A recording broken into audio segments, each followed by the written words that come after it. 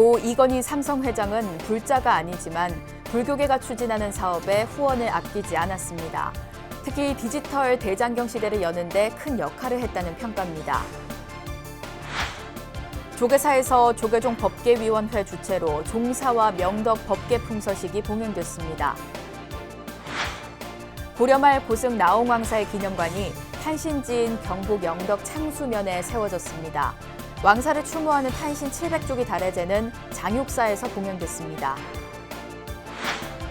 스스로 떠난 이를 위한 위로법회가 불교 3단계 발언 주관으로 서울 팔정사에서 봉행됐습니다.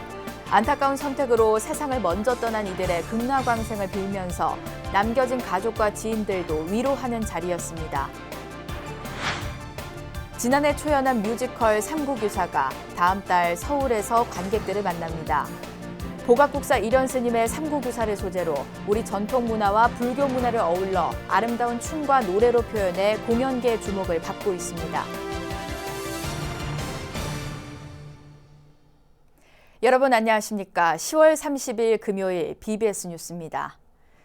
별세한 삼성그룹 이건희 회장은 독실한 원불교 신자로 잘 알려져 있지만 고려대장경 전산화 작업 등 불교계에 대한 지원에도 힘썼습니다. 이건희 회장의 지원을 시작으로 시민 모금과 정부 지원, 동국대 연구 성과가 더해지면서 이제 고려대장경은 온라인에서 누구나 볼 수 있게 됐습니다. 첫 소식 홍진호 기자가 보도합니다. 고인은 독실한 원불교 신자였지만 과거 불교계의 수건 사업이었던 고려대장경 전산화를 위한 본격적인 출발은 그에게서 시작되었다고 해도 과언은 아닙니다.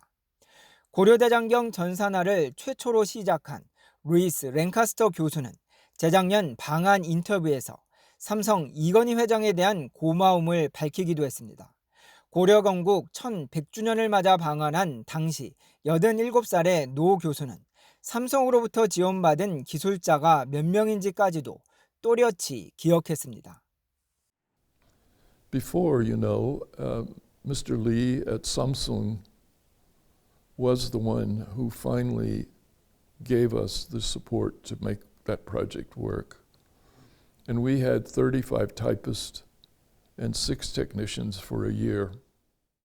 랭카스터 교수가 시작한 고려대장경 200만자 전산화는 1993년 출범한 고려대장경 연구소로 인계돼 2000년 8만대장경 5280여만자 모두가 전산화되는 쾌거로 이어졌습니다.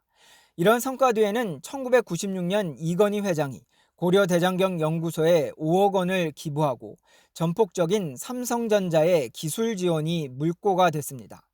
이듬해인 1997년 중앙일보에서는 8만 대장경의 새 생명을 일한 주제로 모금을 벌여 2만 5천여 명의 후원자들로부터 17억 원을 모아 전달했습니다. 고려대장경 연구소의 성과물은 지난 2017년 종립대학 동국대로 기증돼 통합 디지털 대장경으로 거듭나는 전기가 마련되기도 했습니다. 이제는 세계 대장경이 한자리에서 한눈에 이라고 모인 날도 그리 멀지 않을 거라 생각하고 진짜 꿈꿀 수 있는 진짜 좋은 꿈 중에 하나라고 생각합니다. I'm finished. With the computer world, you're never finished. Never finished. You must continue to move it to new platforms, new ways of working. 고려대장경 전산화는 불자와 시민들의 후원, 정부의 전폭적인 지원으로 완성됐지만 그 첫걸음은 이건희 회장이 있었기에 가능했습니다. BBS 뉴스 홍진호입니다. 조계종의 비구 종사와 비구니 명덕 법계 특별전형에 통과한 스님들의 품서식이 봉행됐습니다.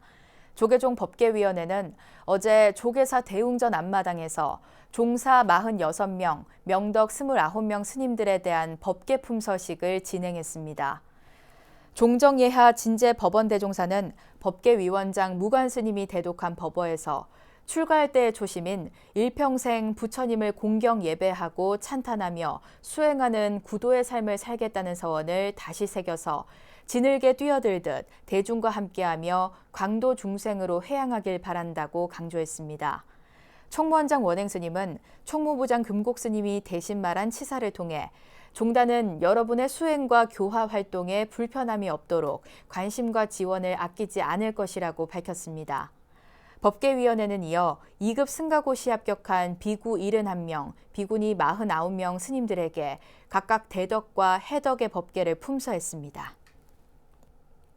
조계종 100만 원력 결집위원회와 군종특별교구가 군불교 최대 불사로 꼽히는 계룡대 홍제사 건립의 원만 회양을 위한 업무 협약을 맺었습니다. 100만 원력 결집위원장인 금곡 스님과 군종교구장 해자 스님은 한국불교 역사문화기념관에서 홍제사 건립에 관한 약정서에 서명을 했습니다. 두 단체가 맺은 협약에 따라 홍제사 건립불사는 군종교구가 주관하고 진행 상황 등을 주기적으로 공유하기로 했습니다. 특히 홍제사 건립비 60억 원 가운데 종단은 30억 원을 지원하며 나머지 30억 원은 군종교구가 책임을 지고 모연한다는 내용도 담겼습니다. 고려말 고승 나홍왕사가 태어난 경북 영덕 창수면에 나홍왕사 기념관이 세워졌습니다. 인근 장육사에선 왕사 탄신 700주년 달해제를 봉행하며 왕사의 발자취를 되짚었습니다. 대구 BBS 정민지 기자입니다. 한국불교 3대 화상 중 한 분인 나홍 스님의 고향 경북 영덕군 창수면.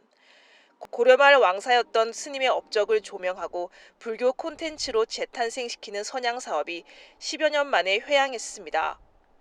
영덕군은 어제 나홍 왕사 탄신 700주년 기념식과 기념관 개관식을 가졌습니다.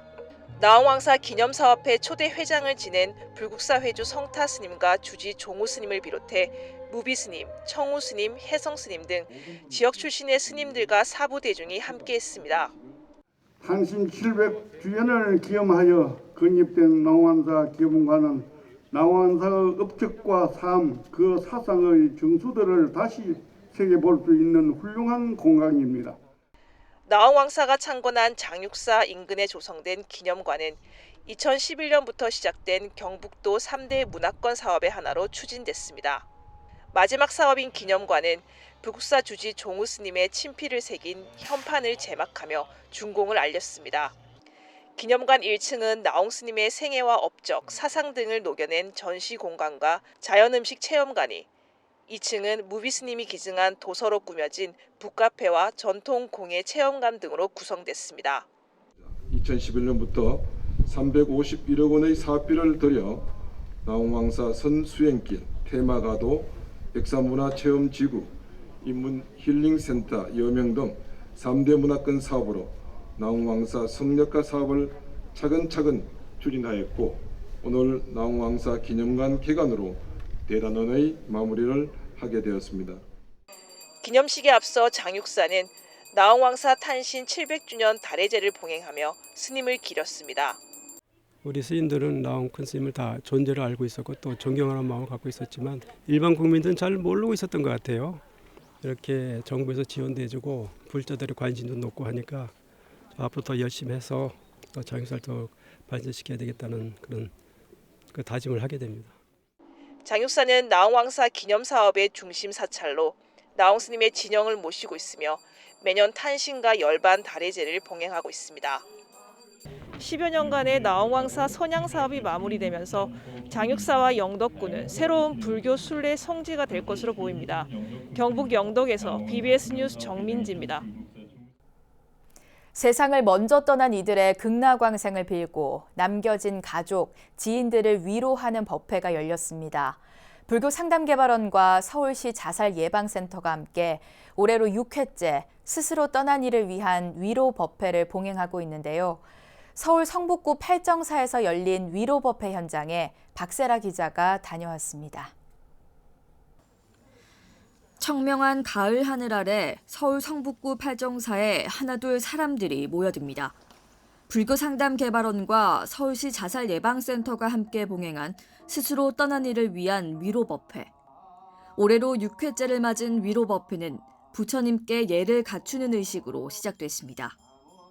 영가가 생전 지은 업을 씻는 대령 관육의식과 함께 참석자들은 부처님 전에 잔을 올리며 영가의 극락왕생을 발언했습니다. 이어 스스로 생을 마감하고 떠난 이들의 천도를 빌고 남겨진 이들을 위로하는 살풀이 공연이 마련됐습니다. 무용수가 표현하는 절망과 분노, 죄책감의 몸짓을 보며 남겨진 이들은 자신의 감정을 치유하는 시간을 가졌습니다.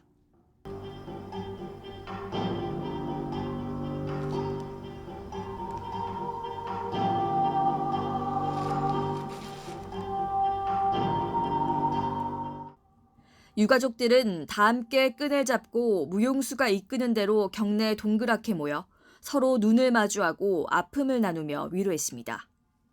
불교 상담 개발원장 선업스님은 현대인들이 보다 쉽고 편안하게 위로 법회를 접할 수 있도록 다양한 방안을 마련하겠다고 다짐했습니다.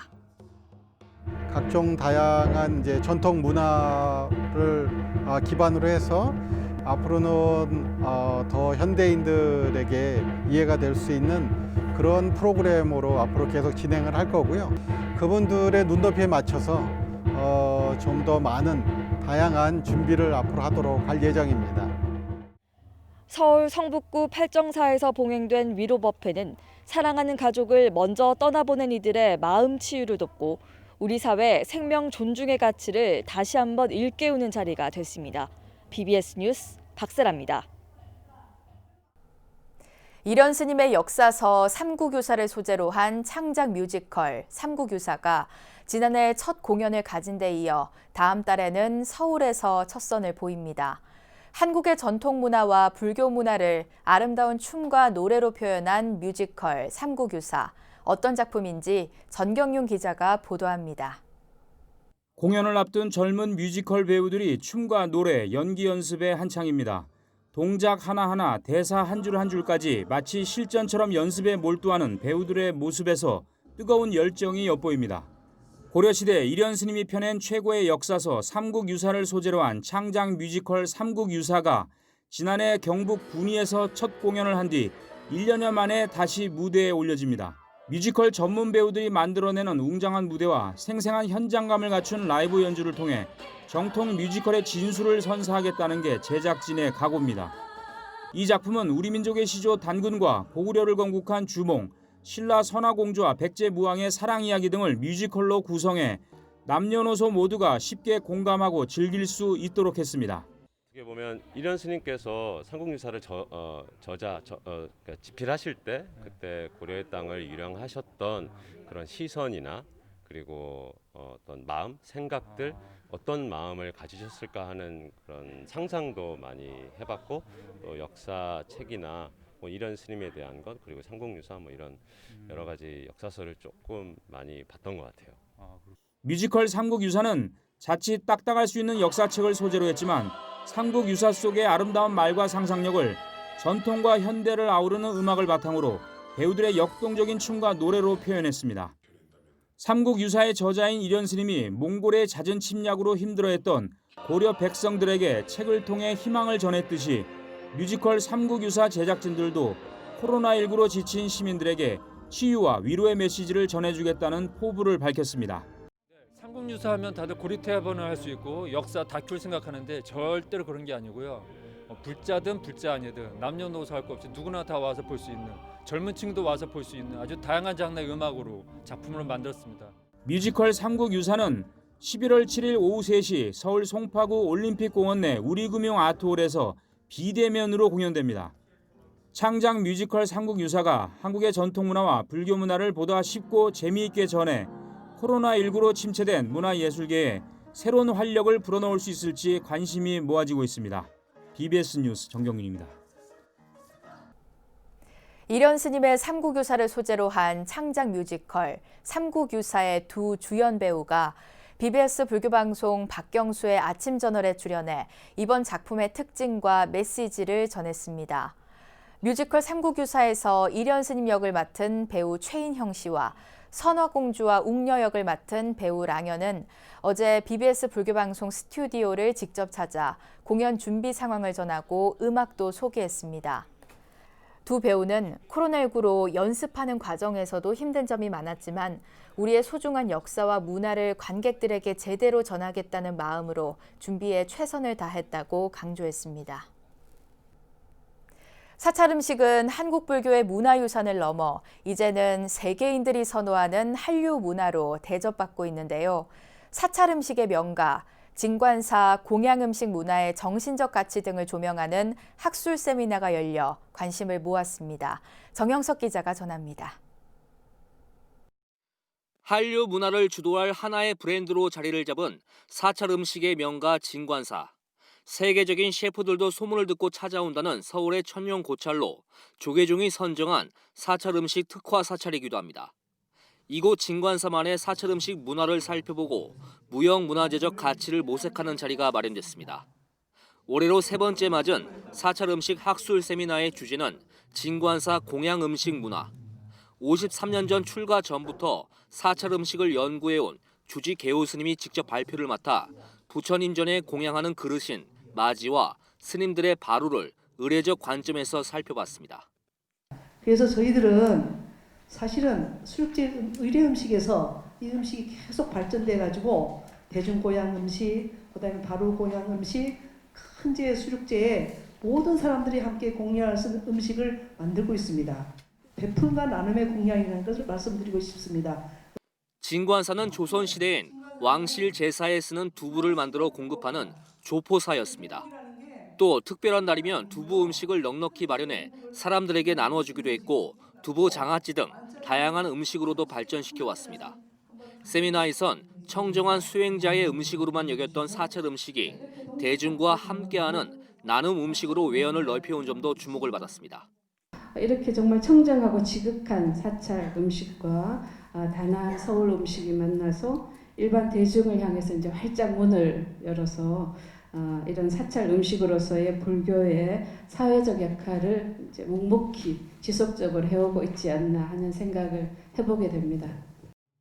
전문가들은 천년 동안 공양 음식 문화의 정신적 가치와 문화를 온전히 향유해온 진관사의 사찰 음식이 이제는 지속적으로 전승될 수 있는 기반을 다져야 할 때라고 조언했습니다. 이 사찰 음식을 생산하고 또 소비하고 그다음에 나누는 거에 들어올 수 있는 분명한 그 공동체가 있다. 그걸 전승하는 공동체가 있다라는 점은 여전히 굉장히 중요하고 무엇보다 진관사가 사찰 음식 체험과 시식의 장을 열어 불자뿐 아니라 지역 주민들과도 화합과 소통을 이룬다는 점이 높이 평가됐습니다. 진관사 사찰 음식은 청정한 수행자의 음식에서 나아가 이제는 대중의 삶을 이롭게 하는 먹거리의 이상적 모델로 인정받고 있습니다. BBS 뉴스 정영석입니다. 우리나라 첫 올림픽 금메달리스트인 손기정 선수를 기리기 위한 손기정 체육공원이 약 2년간의 공사를 마치고 재개장했습니다. 손기정 체육공원과 가깝지만 주차장 기능만 있었던 옛 서울역사 옥상 공간도 녹색공원으로 탈바꿈해 시민들에게 연계된 도심 휴식처가 될 전망입니다. 최선호 기자가 취재했습니다. 1936년 독일 베를린 올림픽에서 마라톤 금메달로 일제강점기 우리 민족의 자긍심을 일깨워준 손기정 선수. 하지만 그의 이름을 딴 손기정 체육공원은 낡은 시설과 빈약한 전시로 찾는 이가 하루 평균 한 자릿수에 그칠 정도로 외면을 받아왔습니다. 이에 서울시가 지난 2017년부터 서울역 일대 도시재생 사업의 일환으로 손기정 체육공원에 대한 보강에 나섰고 2년여의 공사 끝에 확 달라진 모습으로 재개장됐습니다. 서울시는 지난 6년여간 서울역 일대 도시 재생 사업을 진행하며 손기정 체육공원이 품고 있는 그런 장소의 가치를 되살리면서 역사와 문화 또 체육이 공존할 수 있는 그런 새로운 공간으로 탈바꿈시켰습니다. 손기정 선수가 우승 후 받은 메달과 월계관, 투구는 물론 고인이 사용한 여권과 편지, 엽서 등 수장고에 잠들어 있다 처음으로 시민들을 만나는 전시물들도 훨씬 많아졌습니다. 야외에는 러닝트랙과 다목적 운동장, 어린이 도서관 등 인근 주민들을 위한 편의시설을 갖췄고 육상 꿈나무들을 위한 러닝센터도 들어섰습니다. 손기정 체육공원에서 걸어서 5분도 채 걸리지 않는 곳에 자리한 서울로 7017에도 시민들을 위한 공간이 새로 생깁니다. 주차장으로 쓰이던 옛 서울역사 옥상에 꽃과 잔디를 심어 루프탑 정원으로 꾸미고 이를 서울로 7017과 연결하는 공중 보행길이 개통한 겁니다. 단절됐던 서울역 일대도 보행으로 촘촘하게 연결돼 지역 경제를 활성화하는 데 새로운 전기가 될 수 있기를 기대합니다. 20여 년 동안 사용되지 않고 버려진 주차장 폐쇄 램프는 시민들의 공모를 받은 아이디어들로 꾸며지고 내년에는 서울 정원 박람회도 열 예정입니다. 딱딱했던 콘크리트 주차장에서 녹색 공간으로 변한 이곳 옥상 정원은 여기서 가까이 있는 손기정 체육공원과 함께 코로나19에 지친 시민들을 위한 도심 속 휴식처가 될 것으로 보입니다. BBS 뉴스 최선호입니다. 태고종은 어제 전국 비구니회 임원진 연석회의를 열어 비구니회 종단 내 위상과 재고, 발전 방안 등을 논의했습니다. 27대 총무원 출범 이후 총무원장 주재로 비구니 연석회의가 열리기는 처음입니다. 총무원장 호명 스님은 인사말에서 27대 집행부가 종원종법에 따라 모든 종도를 아우르고 함께하는 가운데 종단 안정과 발전을 향해 나아가고 있다며 전국 비구니회가 더욱 활성화되고 종단이 안정되는 과정에서 함께할 수 있는 여러 방안들을 모색하고자 한다고 밝혔습니다. 전국 비구니회 회장 현중 스님은 전국 비구니회가 친목도모 차원을 넘어 승가 화합을 토대로 새로운 위상을 모색하기 위해 노력할 때라며 이 자리가 총무원과 비구니회의 거리를 좁히고 함께하는 계기가 되길 바란다고 말했습니다. 연석회의에는 총무원장 호명 스님을 비롯해 행정부원장 성호 스님과 총무부장 도성 스님 등이 배석했고 전국 비구니회 측에선 회장 현중 스님을 포함해 고문, 법년, 공암 스님 등 20여 명이 참석했습니다. 인천불교 총연합회 제31대 회장에 구양사 주지이자 범패 민속문화박물관 공동관장 능화 스님이 당선됐습니다. 능화 스님은 인천불교 총연합회 회장의 단독 후보로 출마해 찬반 투표 없이 당선을 확정지었습니다. 앞으로 부족된 부분은 저희가 메워올 수 있도록 노력하고 잘된 부분은 더욱더 살릴 수 있도록 그렇게 노력을 하겠습니다. 시대에 맞게끔 전자 시스템을 이용한 그러한 좀 더 앞서가는 인천불교 총연합회를 저희가 구상하고 있고요. 능화 스님은 이어 인천시 문학동 인천무형문화재 전수교육관 풍류관에서 제18회 특수임무유공자들을 위한 현충제를 열고 북파공작원 등 나라를 위해 특수임무를 수행하다 희생된 이들을 추모했습니다. 이어서 꼭 짚어봐야 할 공감 뉴스들을 모아봤습니다. 오늘의 알찬 뉴스입니다. 문화재청이 문경 봉암사 마의 미륵열의 좌상을 보물로 지정 예고하고 왕실 하사품이 완전하게 갖춰진 채 300년 넘게 전래된 보물 639호 기사개첩은 국보로 지정 예고한다고 밝혔습니다. 문경 봉암사 마의 미륵열의 좌상은 조선 현종 4년 1663년에 경북 봉암사 백운대 계곡에 제작됐고 문헌을 통해 제작 시기 등 보증이 가능한 몇 안 되는 마의 불로 꼽힙니다. 한국작가회의 등 5개 문학단체가 한반도 종전선언과 평화협정 체결을 촉구했습니다. 국제팬 한국본부와 한국문인협회, 한국소설가협회, 한국시인협회, 한국작가회의 등 5개 문학단체는 기자회견을 열고 다른 나라 작가들과 함께 한반도 종전선언을 위해 연대할 것이며 세계 양심들과 함께 이 땅의 영구적 평화를 위해 노력하고자 한다고 전했습니다. 부산국제영화제 아시아필름 어워즈 아카데미에서 영화 기생충이 4관왕에 올랐습니다. 영화 기생충은 부산국제영화제가 발표한 제14회 아시아필름 어워즈에서 작품상을 비롯해 각본상, 미술상, 편집상 등 4개 부문을 석권했습니다. 코로나19로 각종 공연과 전시 등 문화예술 체험 기회가 크게 줄어든 상황에서 이련 스님의 삼구규사를 소재로 한 창작 뮤지컬 삼구규사가 다음 달 서울에서 공연됩니다. 우리 전통 문화와 불교 문화의 우수성이 대중들에게 좀 더 친근하게 다가갈 수 있는 시간이 되길 바랍니다. 이상으로 10월 30일 금요일 BBS 뉴스를 마칩니다. 여러분 고맙습니다.